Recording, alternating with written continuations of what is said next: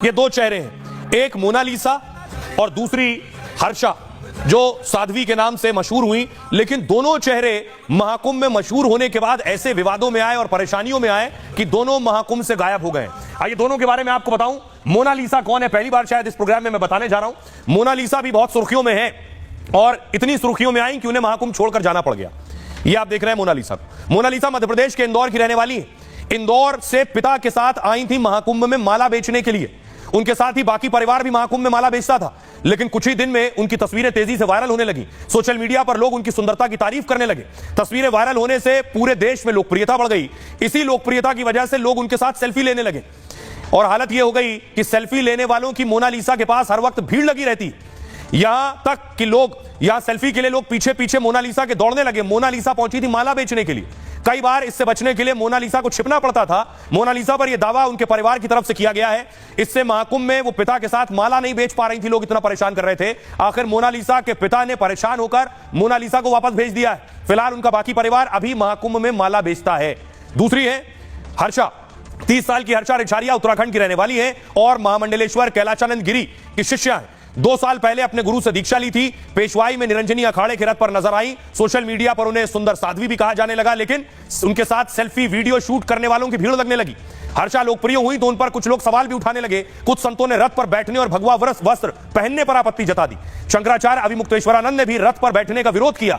विवाद इतना बढ़ गया कि एक वीडियो में हर्षा रोते हुए नजर आई थी। परेशान होकर उन्होंने महाकुंभ छोड़ने का ऐलान कर दिया। इसके साथ ही उन्होंने कहा कि वो अभी साध्वी तो नहीं बनी है, लेकिन मैं धर्म और सनातन संस्कृति को जानने महाकुंभ में आई थी। मुझे इस लायक भी नहीं छोड़ा गया कि पूरे महाकुंभ में रुक सकूं। वो महाकुंभ जो जीवन में एक बार आएगा वो भी मुझसे छीन लिया। मेरे साथ जिन्होंने ये सब किया है उनको पाप जरूर लगेगा। आइए अब आपको सुनवाता हूं, दोनों को सुनिए। मोनालिसा जो मध्य प्रदेश चली गई, हर्षा जो महाकुंभ छोड़ चुकी हैं, क्या कहना। आपको कैसा लगता है लोग फोटो खिंचवाते थे? अच्छा नहीं लगता।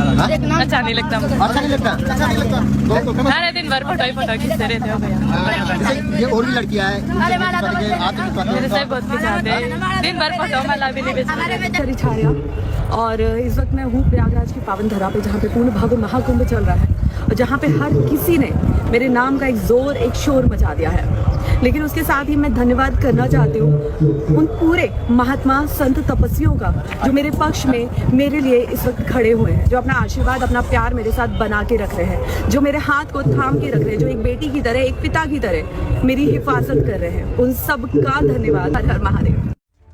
आइए अब आपको दिखाता हूं कि आखिर किस तरह से महाकुंभ में हजारों लोग नागा साधु बनने पहुंच गए। जी हां, यह तस्वीरें मैंने आपको पहले दिखाई थी नागा साधुओं की। अखाड़ों से जिस दिन अमृत स्नान था उस दिन नागा साधु निकल कर आए थे और स्नान करने पहुंचे थे और सबसे ज्यादा चर्चा का विषय नागा साधु थे। लोग जानना इनके बारे में चाह रहे थे। लेकिन अब खबर यह है, अगली तस्वीर देखिए जरा। हजारों लोग पहुंच गए नागा साधु बनने के लिए। ये जो आप देख रहे हैं लोगों को, ये सब नागा साधु बनने पहुंचे। इतना क्रेज है, इतना ज्यादा लोगों का लगाव और जुड़ाव नागा साधुओं के साथ कि 20 से 25 हजार नागा साधु बन रहे हैं। अगली तस्वीर देखिए जरा। महिलाएं भी पहुंची हैं साध्वी बनने के लिए।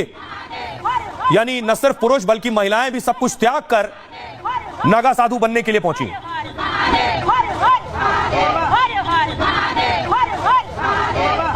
भाई अब आपको बताऊं कि आखिर क्या तरीका है, कैसे कोई आम इंसान नागा बन सकता है। महाकुंभ में एक साथ 20 से 25 हजार नागा साधु बन रहे हैं। इसमें जूना अखाड़े से लेकर निरंजन अखाड़े के साधु हैं। नागा साधुओं को सनातन धर्म का रक्षक भी कहा जाता है। लेकिन युवा साधकों के नागा साधु बनने की प्रक्रिया बहुत कठिन है। संगम घाट पर साधकों ने 7 पीढ़ियों का पहले पिंडदान किया, फिर गंगा में 108 डुबकी लगाकर संकल्प लिया है। आमतौर पर नागा बनने की उम्र होती है 17 से 19 साल। नागा बनने के 3 स्टेज हैं, महापुरुष, अवधूत और दिगंबर। महापुरुष नागा बनने का शुरुआती कदम है। नागा साधु बनने के लिए अखाड़े में आवेदन देना होता है। अखाड़ा साधक को पहले नागा बनाने से मना कर देता है। साधक नहीं मानता तो उसके घर जाकर पूरी पड़ताल करता है। घर वाले मान जाते हैं तब रिकॉर्ड देखकर अखाड़े में लेते हैं और अखाड़े में करीब 6 महीने तक परख अवधि होती है उनकी, जिसमें इसमें जिन्हें घर परिवार की याद आती है वो लौट जाते हैं। जो सन्यासी के लिए तैयार होते हैं वो महापुरुष कहलाते हैं। उनके गुरु उनकी चोटी को काट कर इसका ऐलान करते हैं। नागा साधु बनने की दूसरी स्टेज अवधूत की है।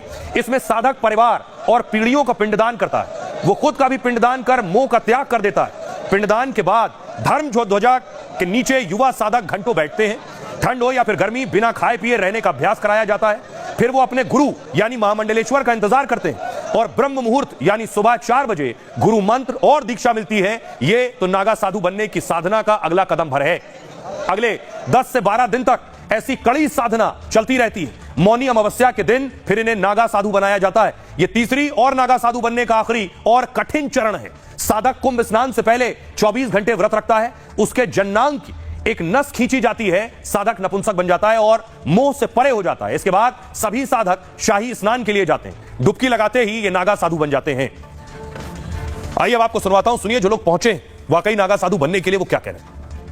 इनका आज नया जन्म हो रहा है। नया जन्म उनके कारण सबको लेके यहाँ पर बिठाया गया है। जैसे इनको भोजन वगैरह कुछ कराया नहीं जा रहा है। इनको अभी क्या है कि सुबह दिन भर इनको लेके गया, गंगा के तट में जाप कराया गया, हवन कराया जाएगा। 16 पीढ़ियों के पिंडदान करवा के इच्छा ग्रहण दिया जा रहा है। प्राचीन समय से ही शपथ ग्रहण होता है, उसी प्रकार से आज इनका क्या हो रहा है, शपथ ग्रहण हो रहा है। आज सारा पूर्वज और खुद का पिंडदान करके आज से शुरू हो रहा है उसका संन्यास जीवन। पिंडदान देकर गंगा किनारे हम लोग आए हैं। मुझे तकलीफ नहीं देती है संन्यास की राह में। नहीं, ये परम सुख है, ये भगवान को पाने का रास्ता है, उससे सहज रास्ता और कुछ भी नहीं है।